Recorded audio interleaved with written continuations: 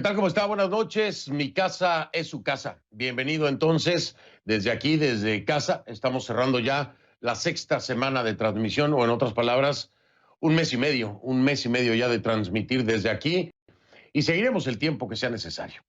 Bienvenido entonces. Soy Fernando del Rincón. Le recuerdo hoy más que nunca, que es viernes y algunos de nosotros, tristemente lo digo, sobrevivimos la semana para que no lo echen saco roto.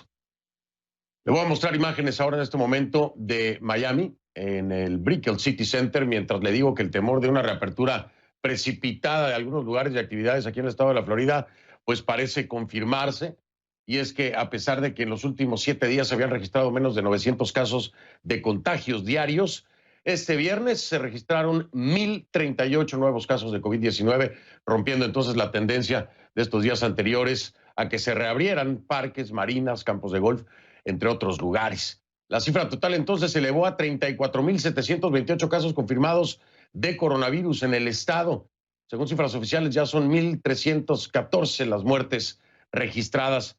Fíjense ustedes en este dato interesante, el 60% de los casos se concentran en el sur de la Florida, en los condados de Miami-Dade, Broward y Palm Beach, siendo el más alto en número de contagios Miami-Dade, con 12,389 personas contagiadas y 358 muertos. Este resultado tiene a muchos preguntándose si la decisión del gobernador DeSantis fue la correcta o un error que nos llevará en algún momento a una nueva cuarentena obligatoria. ¿Usted, usted qué cree?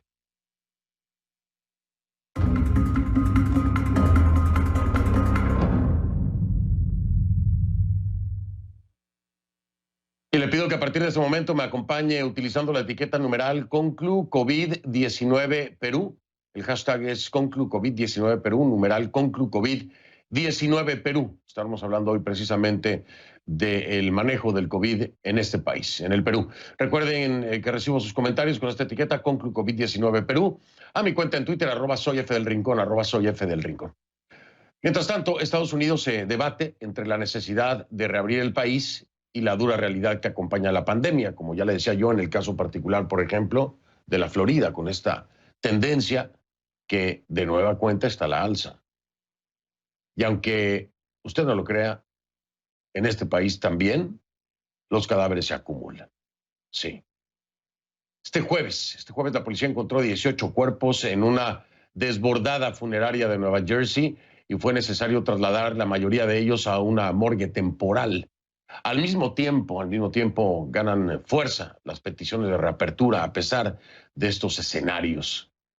El presidente Trump tuiteó a favor de manifestantes en Michigan, varios fuertemente armados, que exigieron reabrir el estado y ocuparon el Capitolio después de que la gobernadora demócrata prorrogara la declaración de emergencia. Le voy a presentar el tuit de Donald Trump. Dijo: la gobernadora de Michigan debe ceder un poco y lidiar con el problema. Estas son personas muy buenas, pero están enojadas. Quieren recuperar sus vidas de una manera segura. Recíbanlos, hable con ellos, llegue a un acuerdo. Más libertad. Así que, como usted se puede dar cuenta, Donald Trump, lejos de ayudar en el problema, asusa aún más a estas personas que ahora salen hasta armadas. Imagínese usted la irresponsabilidad de Donald Trump. Además, le digo algo, hay que tomar en cuenta esta palabrita de Donald Trump de más libertad. Se toma de una forma muy diferente aquí en los Estados Unidos por parte de estos manifestantes armados. Porque sí, porque ellos sienten que se les está robando la libertad. Ya no es un tema ni siquiera de aislamiento o de salud, no, sino de libertad. Y es por eso que muchos están empezando a reaccionar de esta forma, saliendo armados a las calles para eso, como lo plantea Trump, ¿no? Así como dijo lo de los desinfectantes. Bueno, pues ahora dice que se trata de un tema de libertad, ni siquiera de control sanitario. También pidieron decenas de manifestantes en California, donde las playas se llenaron un día después de que el gobernador pidiera el cierre de las mismas para evitar la propagación del coronavirus. También pidieron. Entonces ahí están todos pidiendo. Mientras tanto, ¿qué pasa? Pues los casos de contagio siguen subiendo, obviamente. Ya son más de 1.102.000 casos y al menos 64.700 fallecidos. Solo en Estados Unidos, 102.000 casos y al menos 64.700 fallecidos en Estados Unidos, pero quieren que abran las playas, salen armados para pedir que les devuelvan su libertad. El presidente Trump asusa a las masas, manejándolo así como un tema de libertad y no de seguridad y de control sanitario, ¿no? Así que con la presión que suponen esos números, la Administración de Alimentos y Medicamentos, la FDA por sus siglas en inglés, aprobó el uso de emergencia del fármaco experimental Remdesivir, que ya le había yo mencionado aquí en el programa, ¿no? Esto es para tratar a los pacientes ingresados con COVID-19. Este medicamento lo que hace es, de acuerdo a los estudios que se tienen hasta ahora, ayudar en el tiempo de recuperación. Pacientes en los que se probó el mismo, que tardaban 15 días en un promedio de recuperación, ahora estarían recuperándose en 11 días con este Remdesivir, con este fármaco.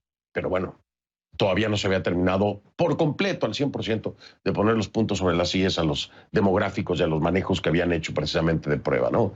Ahora ya aprueban entonces que se maneje este medicamento de emergencia. Esos contrastes terribles, terribles que se dan aquí en Estados Unidos, pues ocurren en otras partes del mundo. Este viernes el alcalde de la ciudad brasileña de Manaus imploró al presidente Jair Bolsonaro que respete el distanciamiento social, que se quede en casa y haga lo que es de sentido común para salvar la vida de sus compatriotas. Eso fue el mismo día en el que Trump aplaudía la gestión de Bolsonaro. Escuchen. Él es un muy buen amigo mío y el presidente le está haciendo muy bien a Brasil. En Brasil nos sentimos muy orgullosos de él. Bueno, a Brasil ha sido azotado duramente con eso, pero el presidente está haciendo muy buen trabajo. Hay un dicho en mi país, bueno, yo creo que es muy de Latinoamérica. Dios los hace y ellos se juntan. El resto de países de la región combaten el virus con distintas estrategias. Todo el mundo está buscando la mejor. En Guayaquil, Ecuador, se empezaron a repartir pruebas rápidas de coronavirus casa por casa. Bien hecho.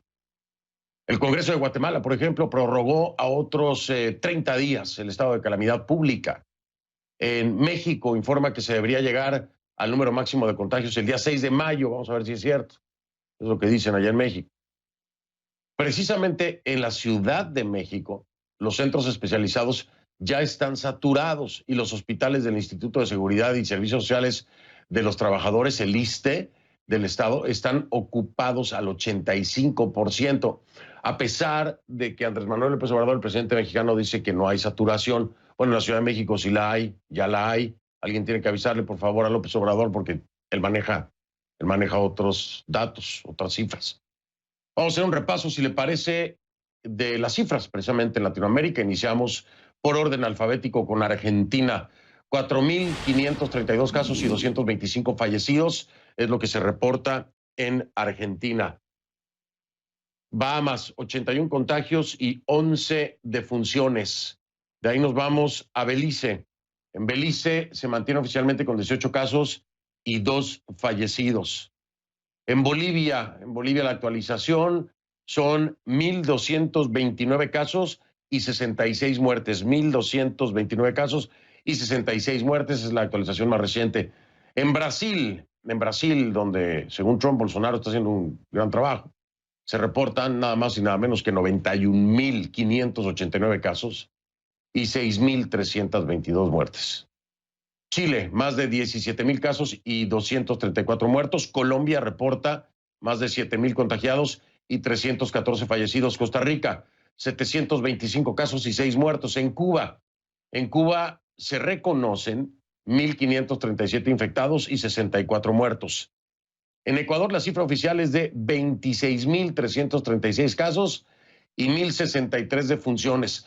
Vamos ahora con El Salvador, 424 contagios y 10 muertos. En Guatemala, la actualización más reciente habla de 644 casos y 16 fallecidos. Esto en Guatemala, en la última actualización, 644 casos y 16 fallecidos. Haití confirma 81 casos y 8 muertos. Honduras, 804 infectados y 75 fallecidos.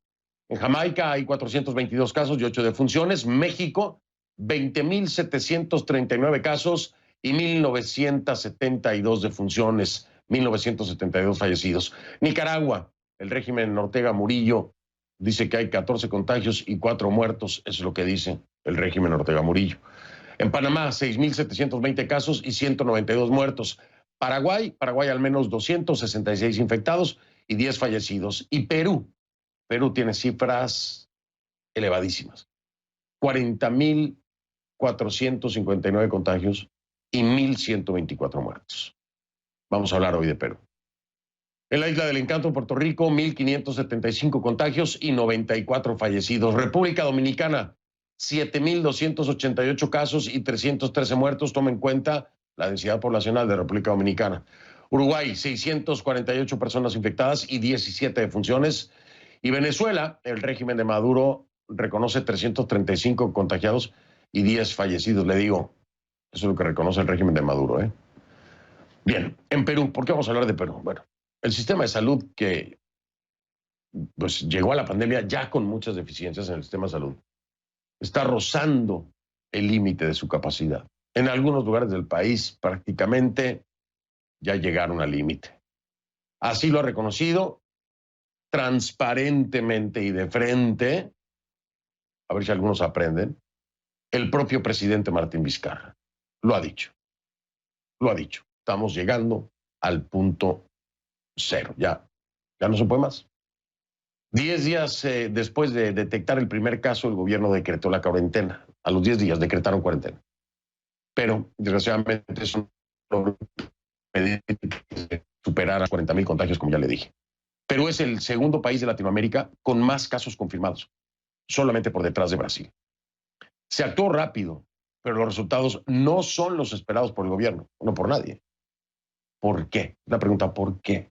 ¿Por qué? ¿Por qué si se hicieron las cosas a tiempo? ¿Por qué no se pudo detener el coronavirus? Jimena de la Quintana, desde Lima, nos lo explica. Hola Fernando, parte de la respuesta a tu pregunta puede estar en las características de la sociedad y de la economía peruana. Según el INEI, el Instituto Nacional de Estadística e Informática, el 70% de la clase trabajadora peruana es informal. Esto quiere decir que hay un porcentaje muy importante de gente que no tiene un trabajo fijo, que no tiene ingresos fijos, que tiene que salir muchas veces a la calle a buscarse el día a día. Ahora, hay que considerar también que en este porcentaje de la población no solamente hay gente pobre o por debajo de la línea de pobreza, también hay gente que Rolando Arellano, que es una persona, un investigador sobre el tema con el que estuve conversando algunos días atrás, llama la clase media emergente. Hay un dato adicional que creo también podría ser importante para responder a esta pregunta. Según la ENAO, la encuesta nacional de hogares, 1/3 de la población urbana del Perú entero, no tiene refrigeradora. Esto quiere decir que muchas personas tienen que salir todos los días o de manera interdiaria al mercado a poder comprar alimentos. De hecho, esta ha sido una preocupación del presidente Martín Vizcarra, quien en estas conferencias de prensa que da para informar sobre las cifras y los infectados en Perú, que han sido casi a diario, esta ha sido una preocupación del presidente Vizcarra y el tema de los mercados ha sido un tema sobre el que él ha hablado mucho, haciéndole recomendaciones a la gente que mantenga la distancia prudente y también puedo mencionarte que un grupo de autoridades estuvo la otra vez en un mercado, en el mercado de Caquetá, estuvieron también haciéndole pruebas a la población y una persona, un comerciante de cada 5 a los cuales se le hizo la prueba salió positivo. Los mercados son una preocupación en definitiva para el gobierno peruano. Estas pueden ser parte de las respuestas a la pregunta que hacías. Regresamos contigo, Fernando. Muchas gracias a Jimena de la Quintana desde Lima con la información. Pues sí, son muchos los factores, ¿no? Definitivamente son muchos los factores. Pero hablemos con alguien que nos puede dar muy buena data, pero esto lo voy a hacer después de la pausa, si le parece. Es el doctor Miguel Palacios Celi, es presidente del Colegio Médico del Perú, en vivo desde Lima. Después de la pausa estaré hablando con él acerca de lo que ocurre allá en Perú. Ya vengo.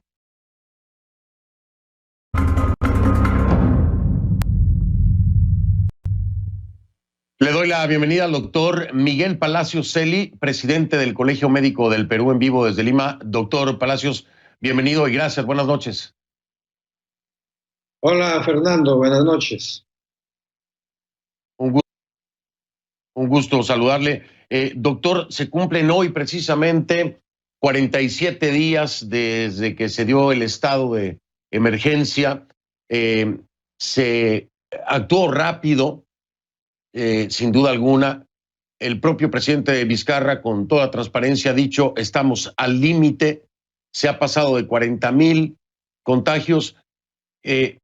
¿Por qué si las cosas se hicieron de forma planeada, pensada, diría yo que incluso rápida, por qué no se logró tener éxito en el control hasta el día de hoy, doctor? ¿A qué se lo atribuye? ¿Qué piensa que ha causado este número tan grande de contagios? Sí, exacto, Fernando. Estamos en el día 47 y la curva epidémica sigue en ascenso. Estamos en el día 57 desde el caso cero y preocupa estas cifras por altas y pensábamos que en estas épocas podríamos estar hablando de cifras menores. Podrían haber tres características que explican la situación del Perú. En primer lugar, que parte de la estrategia de la Organización Mundial de la Salud era la cuarentena, recordarás, los tamizajes masivos y la protección del escudo sanitario. Nosotros comenzamos con poquísimas pruebas para el tamizaje masivo, o sea, una estrategia que se plantea bien, pero comenzó con pocos insumos para hacer tamizaje. Comenzamos con 5,000 pruebas, por un lado, y la protección del escudo sanitario, igualmente comenzamos con equipos de protección personal, paramédicos y demás personal sanitario, con una enorme brecha que rápidamente fue convirtiendo a los médicos de héroes en villanos, en el sentido que eran infectados y se convertían en transmisores o vectores, todo el personal sanitario, cuando salía del hospital hacia la comunidad. De tal manera que estos dos hechos últimos contribuyeron a debilitar desde el inicio la estrategia. Luego la cuarentena fue bien planteada, se comenzó a desarrollar, ya explotaron las bombas sociales. Primero los mercados, que claro, el 70% de la economía es informal, es una característica igual a nuestros países vecinos, no tienen refrigeradora igual, pero fundamentalmente no hay dinero para poder comprar para toda la semana. Entonces ahí comenzó a erosionarse, comenzó el desacato social a esta orden del gobierno. De otro lado, mucha gente del interior del país, al perder trabajo y no tener dinero, comenzó a organizarse para regresar a sus lugares y comprarse 160,000, 200,000 personas distribuidas en diferentes lugares de la ciudad y que eran enormes focos de contagio, igual que los mercados. Y la población que salía de sus casas a buscar alimentos día a día. Entonces, tres hechos que fueron minando poco a poco la medida de la cuarentena y que lamentablemente en el caso del Perú nos ha llevado a este alto índice de contagiados que, como bien has dicho, supera ya los 40,000 casos. Doctor Palacios, sin duda alguna, el tema de las pruebas es clave. En todos los países lo han mencionado y existen dos tipos de pruebas. Las pruebas que son recomendadas, vamos a decirlo así, por la Organización Mundial de la Salud y las pruebas rápidas. De hecho, yo recuerdo muy bien que Perú fue, si no el primer país, uno de los primeros países que incluso en el aeropuerto habían instalado carpas donde se hacía inmediatamente un recorrido para prueba de los pasajeros con pruebas para detectar el COVID. ¿Qué pasa con estas pruebas y cuál es la diferencia? ¿Puede esto haber también entorpecido precisamente el control, las pruebas rápidas contra las pruebas que son recomendadas por la Organización Mundial de la Salud? Sí, exacto. En el prueba del tamizaje también hubo un poco de retraso porque justamente empezamos con pocas pruebas y eso debilitó desde el inicio un programa que estaba bien articulado. En la diferencia entre la prueba rápida y la prueba molecular, porque la prueba rápida, como sabemos, desde que empiezan los síntomas, al quinto o séptimo día, ahí recién vas a detectar los anticuerpos, las inmunoglobulinas. Hacerlo en otro momento puede darte los falsos negativos y de tal manera que eso originó una polémica en el transcurso de los días, frente a la poca cantidad de pruebas moleculares, más allá de la polémica de conceptos, comenzó a aplicarse masivamente en el país más las pruebas rápidas que las moleculares. A diferencia de otros países, en el resumen que tú has hecho, a diferencia de otros países, el tamizaje lo han hecho desde el comienzo con las pruebas moleculares, que te brinda justamente el objetivo del tamizaje: detectar al positivo, aislarlo y cortar la transmisión de esta enfermedad. Habida cuenta que, como bien sabes, el virus tiene una alta transmisibilidad y una alta capacidad de contagio, de tal suerte que el tamizaje era y es y seguirá siendo en los días y meses que vienen clave para poder aislar a los casos positivos y evitar también separarlo de sus contactos para cortar la transmisión, porque este problema lo vamos a tener nosotros varios meses más adelante. Sí, por supuesto, no me queda ninguna duda. Doctor Palacios, déjeme hacer una pausa y regresar para seguir charlando con usted. La pregunta que mucha gente se hace y que me gustaría le explicara, aunque conozco la respuesta, pero que venga de usted tiene mucho mayor peso, es ¿por qué no se tienen las pruebas suficientes? ¿Por qué no se tuvieron las pruebas suficientes? ¿De quién depende? ¿Dependía nada más del Estado peruano, del presidente Vizcarra y su gabinete? ¿O de quién depende que se tengan las pruebas suficientes en el momento que se necesitan para lo que usted ha dicho? Detectar al infectado y poder aislarlo y entonces cortar la transmisión. ¿De quién depende esto y por qué no se tuvieron? Esa es la pregunta que muchos se hacen. Me la responde si quiere, doctor Palacios, después de la pausa. Regreso un momento. Es el doctor Miguel Palacios Celi, presidente del Colegio Médico del Perú. Me acompaña en vivo desde Lima. Ya regreso con él. De regreso con Miguel Palacios Celi, es el presidente del Colegio Médico del Perú, en vivo desde Lima. Doctor Palacios, le preguntaba yo, porque sin duda alguna ya me lo ha dejado claro, el tema de las pruebas puede hacer la diferencia, porque se detecta al infectado y se le puede aislar, pero ¿de quién depende que se tengan estas pruebas a tiempo y en el volumen necesario, tanto las rápidas como aquellas que son recomendadas por la Organización Mundial de Salud?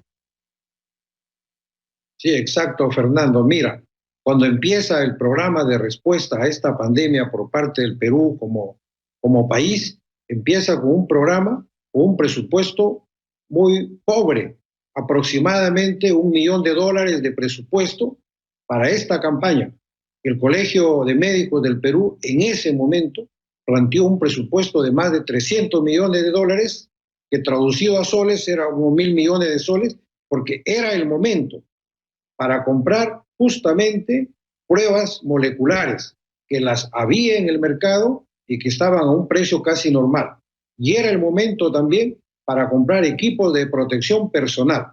Pero ninguna de estas dos sugerencias se aceptó. Se comenzó con un presupuesto muy pobre, y cuando viene la segunda parte, cuando ya se entiende la magnitud del problema y se quiere comprar estas pruebas moleculares, ya el mercado se había reducido o se había cerrado, o el precio era demasiado caro, alto, pero básicamente ya no había, y con mucha dificultad comenzó a buscarse pruebas moleculares, se iban consiguiendo de a pocos, pero se conseguía más fácilmente la prueba rápida.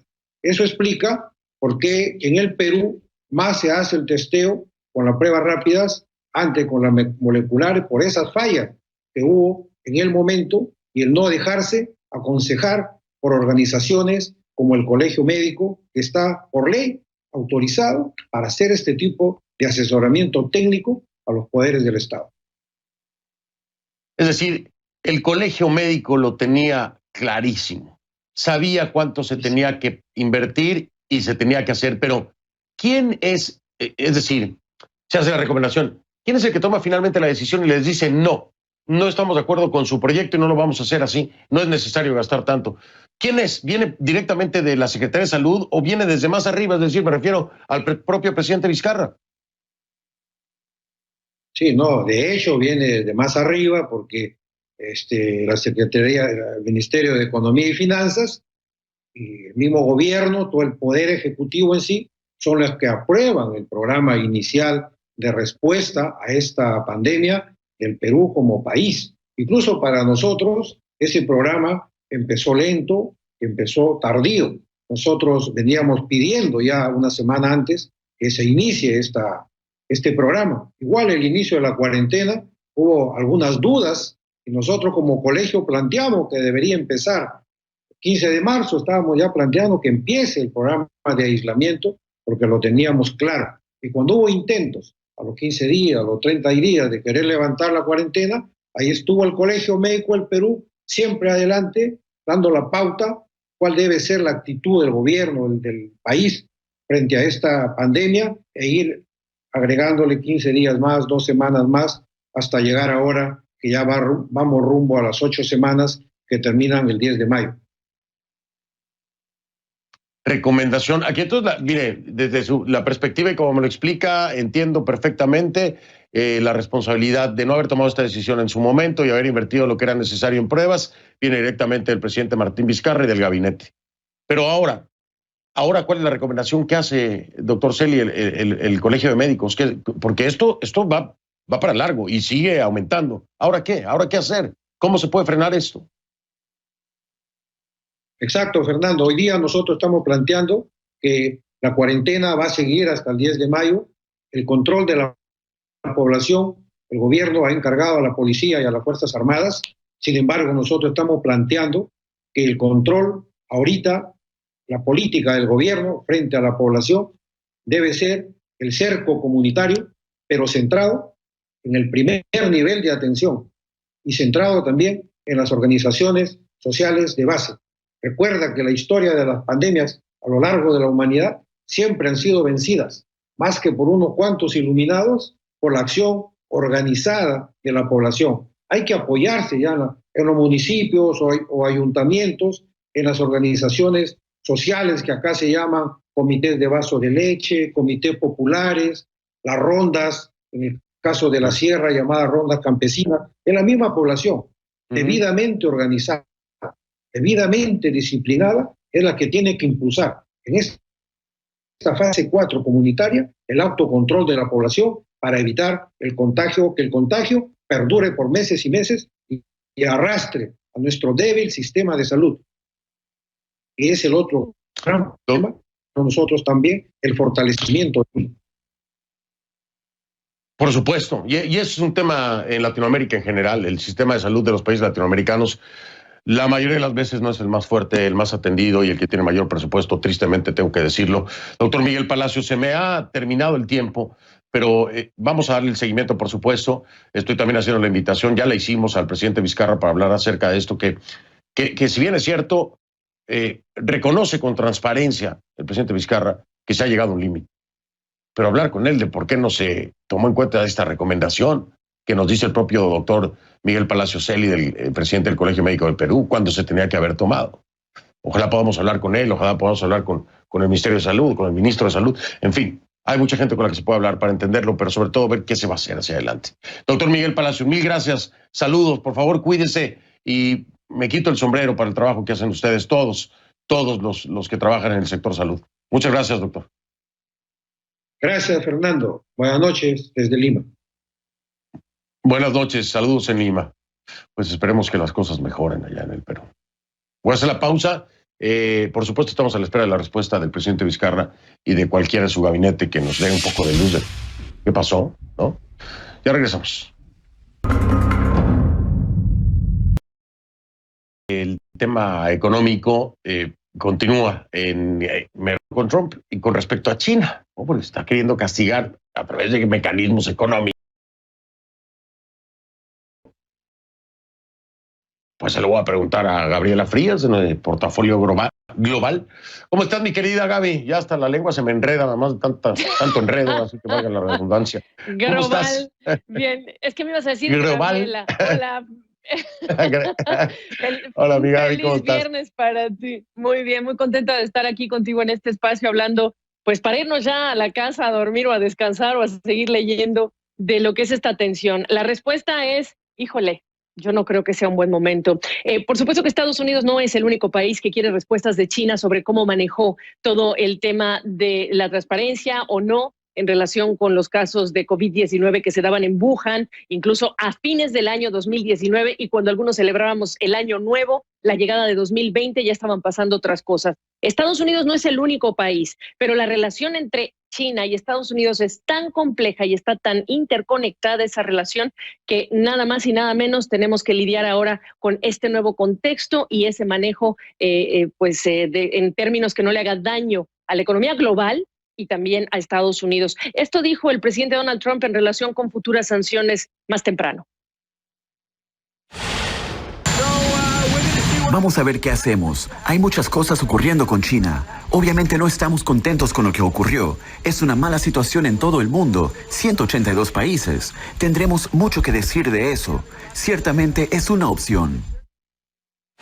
No olvidar, Fernando, tú lo has dicho sí en este espacio también, que el presidente primero, Trump, alabó el trabajo de China en lo que era la contención de la pandemia. Después generó polémica el presidente por hablar del Chinese virus, al hablar del virus chino, lo que pudo haber llevado a algunos de las expresiones xenófobas que vimos acá en Estados Unidos. El tema es la información, la transparencia, cuánto permitió o no el ingreso de los expertos de la OMS a tiempo, cuántos de los CDCs que estuvieron ofreciendo la llegada de estos expertos. Pero aquí hay una relación más compleja. Apenas en enero estaban firmando la fase 1 de una tregua para ya no estar poniendo aranceles a los productos de cada uno de los dos países. El compromiso chino era: yo te compro productos agrícolas, te compro energía, y mientras tanto vamos a negociar una fase 2 y van a quedar aranceles. Es decir, ahorita hay aranceles a la importación de productos chinos a Estados Unidos y también hay aranceles a la importación de productos estadounidenses. Tienes ese lado, también tienes todo lo que es la carrera por el dominio tecnológico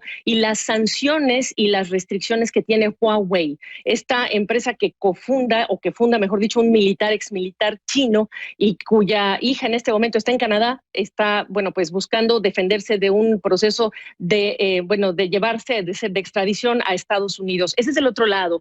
Pero lo más importante, Fernando, ahora que estamos hablando del Remdesivir y que estamos hablando de una posible vacuna, hay que recordar que de China llega casi el 80% de lo que son las sustancias activas que generamos para medicamentos en este país. Solo pensando en el tema de la vacuna, vamos a necesitar a China. Tú dime si es el buen momento para algo así. Pues yo coincido contigo y creo que no, y se va a poner en chino el tema de la vacuna si se ponen las cosas peor con Trump y sus manejos, pero bueno, ¿qué te puedo decir? Oye, excelente fin de semana, descanse usted, aproveche. Así es, así lo haré, tú también, chao. Claro que sí, mi Gaby, gracias.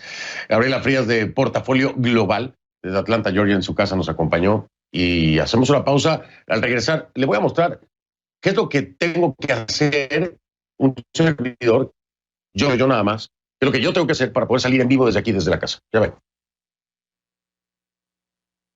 Estamos de vuelta. Mire, usted se preguntará qué tantas cosas, muchas, pocas, o qué tan complicado es salir desde casa, desde mi casa, para poderle llevar a usted conclusiones. Bueno,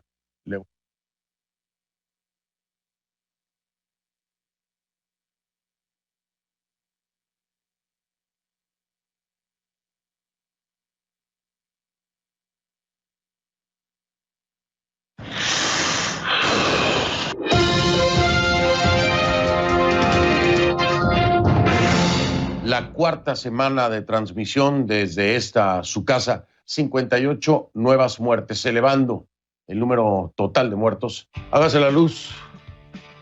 Y se hizo la luz. Ahora sí estamos viendo más claritos, ¿no? Esto es lo que pasa en realidad, lo que ustedes están viendo. Mientras yo estoy haciendo el setup de poner las luces, prender el monitor, poner la animación, etcétera, etcétera, me están llegando mensajes al mismo tiempo de la oficina, emails, el chat del equipo de conclusiones, etcétera. Así que con un ojo al gato y otro al garabato. Pero bueno, seguimos. Así que voy a tratar de explicarles rápido qué es lo que hago para salir en vivo desde mi casa y que ustedes puedan ver conclusiones. Nos da tiempo, vamos. Y tenemos 3 luces principales. 1, 2 y 3. Tenemos una extra para vernos un poquito mejor. Pero la luz no es solamente para mí. Necesitamos un poco de luz ambiente. Así que aquí tengo esta roja apuntando a este con el logo de este. Nos da tiempo, vamos. Y ahora necesitamos un fondo porque no se ve muy bien. Pero yo creo que con esto logramos el truco. Listo. Ok, 8:28. Aquí es donde se empieza a apretar el tiempo. Hasta ahí vamos. Entonces vengan para acá. Ya que tenemos las luces listas, tenemos que preocuparnos de las cámaras. Esta es una de ellas. Porque queremos tener 3 o 4 tiros si es posible.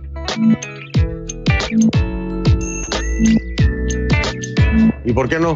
Una cuarta cámara para tener un tiro bellísimo de la ciudad de Miami. También tenemos que ocuparnos del background, de la imagen que se va a ver detrás de mí en la pantalla. Nos da tiempo, vamos. Y para eso tengo este monitor y esta laptop. Yo previamente cargué la animación de mi programa en esta laptop que está conectada a mi monitor. Y esta es la imagen que se verá entonces al aire detrás de mí. El audio es una pieza muy importante para una transmisión en vivo. Aquí tengo un lavalier, un micrófono inalámbrico que está conectado a esta consola de audio. En esta consola de audio controlo el volumen, los niveles, la ganancia, los bajos, los graves, todo lo que representa el audio. Y esto está conectado a la computadora. Y una vez que ya está todo conectado a mi computadora, el audio, la señal de las 4 cámaras, subo la señal aquí y de aquí la mando a Skype. Checo que la cámara esté funcionando y que el audio esté funcionando. 3, 2, 3, 2. Y ahí está la señal que está recibiendo precisamente Atlanta. Checamos nuestras cámaras. Tenemos un tiro lateral. Después tenemos el tiro desde arriba, o bomb shot, como se le conoce también. Después tenemos el single shot, o el tiro central, que es donde yo aparezco frente a la cámara. Y por supuesto, tenemos este bellísimo de Miami de noche. Esta es una señal en vivo que tengo allá afuera con una señal remota inalámbrica que la manda directamente aquí. Nos da tiempo, vamos.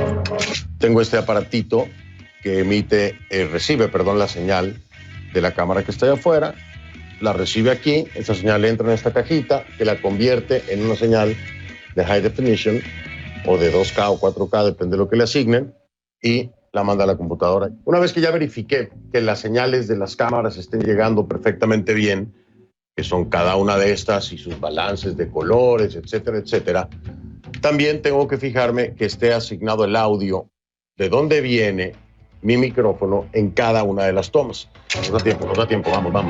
De la misma forma, entonces, tenemos que checar que la señal de audio esté saliendo bien. 1, 2, 3. Todas estas señales, entonces, salen precisamente hasta Atlanta. Allá también ellos reciben el video, reciben el audio y lo vuelven a verificar. Control de calidad se llama QC, Quality Control. Se llama ese departamento. Ellos checan que estén bien los niveles de audio, que estén bien los niveles de video, de croma, de blancos, etcétera, etcétera, etcétera. Pero yo ya genero todo desde aquí para que sea menos el trabajo y prácticamente solo tomen la señal. Nos da tiempo, vamos. Y esta parte es un poquito complicada, necesita de mucha concentración.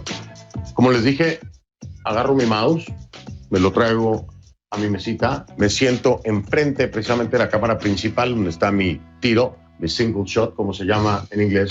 Y desde aquí, mientras yo estoy viendo la cámara, al mismo tiempo, de reojo, puedo ver la computadora. Y desde aquí, con un clic, cambio los tiros de cámara. ¿Ya vieron? Nos da tiempo, vamos. Bueno, ahí les va una probadita de cómo lo haría. Recuerden, prompter por un lado, mouse por el otro lado, cámara por el otro lado, en 5, 4, 3, 2. ¿Qué tal? ¿Cómo está? Buenas noches. Bienvenido a Conclusiones. Mi casa es su casa. Estamos entrando ya a lo que es la 5ª semana de transmisión desde esta su casa.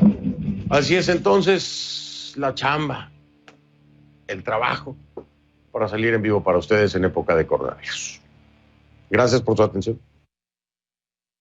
Bueno, pues ahí lo tiene. Eso es lo que me toca. Y todos estamos trabajando de alguna forma así en todas nuestras diferentes posiciones.